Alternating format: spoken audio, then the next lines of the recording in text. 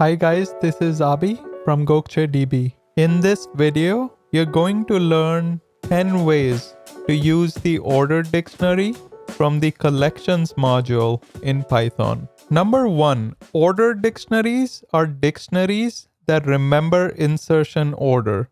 Here I'm starting by creating an empty OrderedDict object, followed by storing the table names as keys and number of columns as values. As you can see in the output, the insertion order was maintained. Number 2, you can also pass iterable of items as an argument to the constructor to create a brand new OrderedDict object. Number 3, another way to create an ordered dictionary is by passing keyword arguments to the constructor.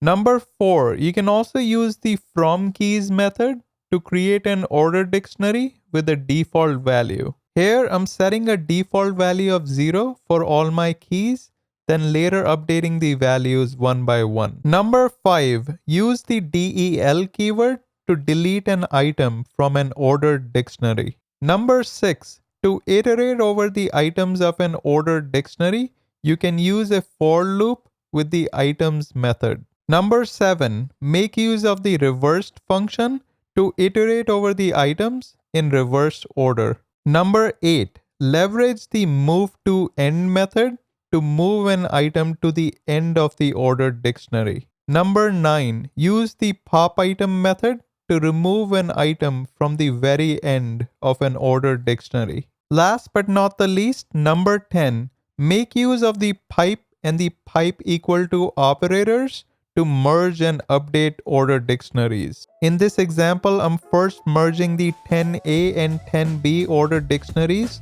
to 10c and then later updating 10b with 10a. There you have it. Make sure you like, subscribe, and turn on the notification bell. Until next time.